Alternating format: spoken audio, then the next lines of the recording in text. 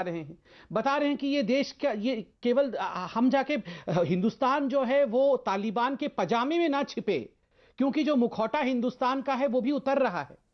कहना कितना आसान है ना अमीश भाई ये सब। और हम कितने बेवकूफ लोग हैं जो ऐसे लोगों को बुला करके हम उनसे डिबेट कराते हैं और उनको सुनते भी हैं। और डिबेट क्या हो रहा है? क्या सांप काटने से अच्छा लगता है या सांप काटना जहरीला होता है? आप बताइए ना। मैं आपके बीच में नहीं बोला था अमीश भाई, मैं बिल्कुल इनके साथ डिबेट नहीं करना चाहता हूं। देखिए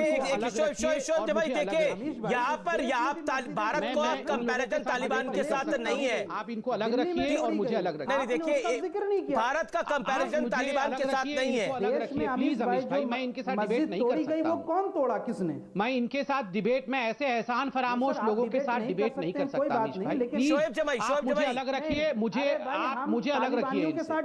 मैं इनके साथ इनके मुंह लगना नहीं चाहता हूं। ऐसे एहसान फरामोश लोग जो हिंदुस्तान की थाली में खा करके हिंदुस्तान की थाली में छेद करते हैं, मैं ऐसे एहसान फरामोश लोगों के साथ शोएब जी मेरा निवेदन स्वीकार करिए। प्लीज अमीश भाई को बोलने दीजिए। शोएब जमाई आवाज को कम करिए, जब ये बोलेंगे मैं नहीं बोलता हूं। बोलिए संबित। अमीश भाई ये एहसान फरामोशता का पराकाष्ठा है।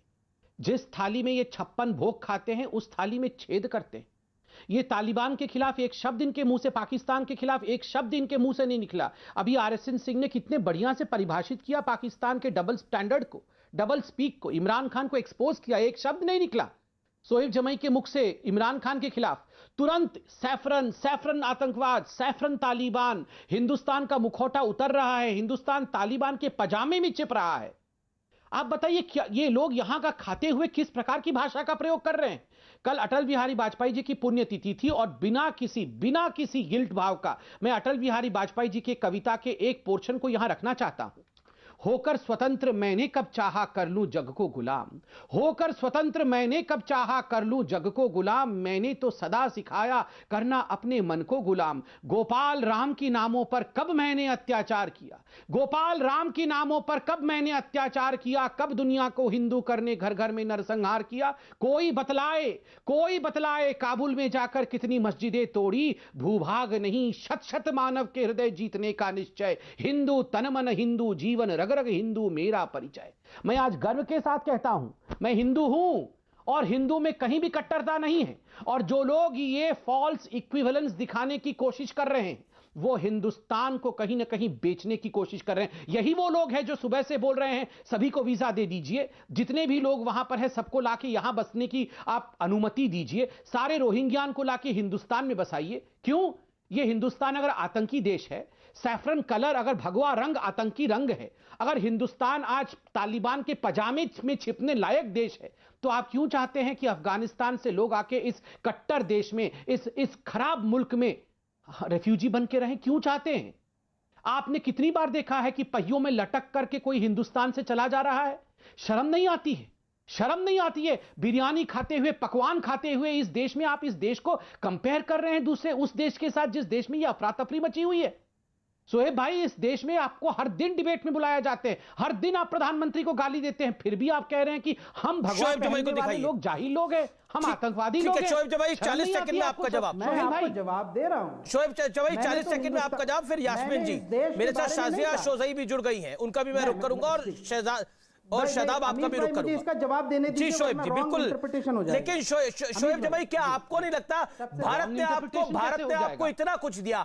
आपने 4 महीने तक 5 महीने तक एक सड़क को जाम करके रखा, सुप्रीम कोर्ट के कहने के बाद भी सड़क को खाली नहीं करा, और भारत को अब तालिबान से कंपेयर कर रहे हैं। कितनी AK-47 चली थी बताइए, कितनी बंदूकें चली थी, कितनी गोलियां चली थी इस देश के अंदर? किसानों के नाम पर एक पॉलिटिकल वर्ग ने सड़क को जाम कर रखा है, एक विचारधारा ने सड़क को जाम कर रखा है। कितनी बंदूक और गोलियां चल गई, कितनी बंदूक और गोलियां चल गई, और यहां पे कंपैरिजन होता है कि हमारा मुल्क तालिबान के बराबर आके खड़ा हो गया। जवाब सुन लीजिए। हमारी सोच तालिबानी है, तालिबानी सोच उस मुल्क की है यहां पर एक मंदिर नहीं बचा, जहां पे गुरुद्वारों का नरसंहार हो गया, जहां पर महाराजा रंजीत सिंह की मूर्ति को तोड़ा गया। ये सत्य है, ये सत्य है। न सिख को छोड़ा जाता है, ना हिंदू को छोड़ा जाता है, ना बौद्ध को छोड़ा जाता है, और तो और मुसलमान को भी नहीं उधर छोड़ा जा रहा। लोग रो रहे हैं, औरतें बिलख रही हैं, बच्चे अनाथ हो रहे हैं, और हम कह रहे हैं कि Hindustan is equal to Taliban. क्या आपको लगता नहीं है शोएब भाई, जो आपने बात बोली उस पर आपको अफसोस होना चाहिए बतौर हिंदुस्तानी? जवाब देता हूं। पहली बात तो ये कि अमीश भाई, मैंने जो वो पजामे के छिपने वाली बात की तो वो हिंदुस्तान या भारत के लिए नहीं कही थी, वो उन लोगों के लिए कही थी जो लगातार अफगानी महिलाओं के चिंता तो कर रहे हैं लेकिन भारत में बढ़ती महिलाओं के खिलाफ अपराध पर कुछ नहीं बोलते, या यहाँ पे जो कुछ जय श्री राम के नारे लगवाते हैं, मॉब लिंचिंग पर कुछ नहीं बोलते। मैंने उनको कहा, उस वर्ग को कहा, देश के बारे में नहीं कहा। तो इसलिए संबित जी से मुझे सर्टिफिकेट की जरूरत नहीं है। दूसरी बात, संबित भाई ने एक बात कही कि गोपाल और राम के नाम पर हमने नहीं किया अत्याचार। सर, गोपाल नाम का ही आतंकी आया था जामिया में गोली चलाने हम पर, जब हम प्रोटेस्ट कर रहे थे। और राम के नाम पर तो आप रोजाना लोगों को मारते हैं। अभी कानपुर में देखा नहीं, उस गरीब आदमी को जिसकी बच्ची उससे बिलक बिलक के रो रही थी, दुहाई और भीख मांग रही थी कि मेरे बाप ठीक है, आपने अपनी बात को रख लिया। संबित एक सेकंड जवाब, संबित का जवाब। मस्जिदें भी तोड़ी गई, मध्य प्रदेश में तोड़ा गया, यहाँ दिल्ली में तोड़ा कितने गया। ना कौन सी मस्जिद तोड़ी गई, मुझे बताइए ना, कौन सी मस्जिद तोड़ी गई? कौन सी मस्जिद तोड़ी गई देश के अंदर? कौन सी मस्जिद तोड़ी गई मुझे बताइए? सुप्रीम कोर्ट ने रामलला का मंदिर बनवाया है, सुप्रीम कोर्ट पे आपको विश्वास नहीं है? सुनिए ना सर, 500 साल के इंतजार के बाद एक मंदिर बन रहा है, सुप्रीम कोर्ट बना रहा है, और आप कह रहे हैं मस्जिदें तोड़ी गई है। कौन सी मस्जिद तोड़ी गई है बताइए? इस देश के अंदर जितनी मस्जिदें हैं उतनी तो पूरे अफगानिस्तान पाकिस्तान में नहीं होंगी। क्या बात करते हैं आप? गिनती कर लीजिए। आरएसएन इस पर कुछ बोलना चाहते हैं, लेकिन संबित पात्रा 20 सेकंड में आपको दे रहा हूं।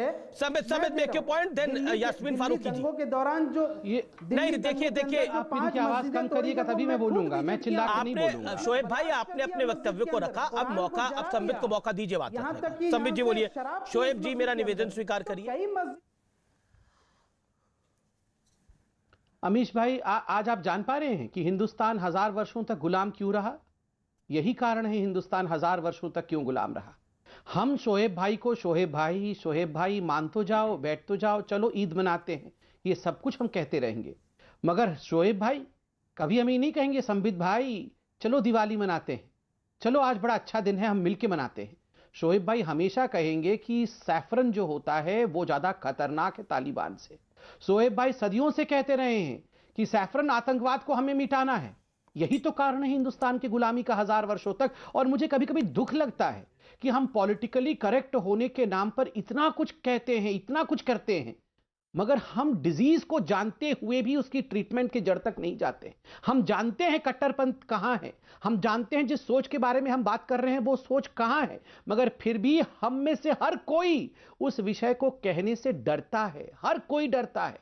और यही डर है जो हिंदुस्तान को गुलाम। राजा रंजीत सिंह, जिस राजा रंजीत सिंह ने हिंदुस्तान के लिए अपने प्राणों को न्यौछावर कर दिया, सिख गुरु, ये सिख गुरु किसी, सुनिए 5 सेकंड मेरी बात सुन लीजिए, मैं बहुत इमोशन के साथ बोल रहा हूं। मैंने सिख गुरुओं के इतिहास को पढ़ा है, किस प्रकार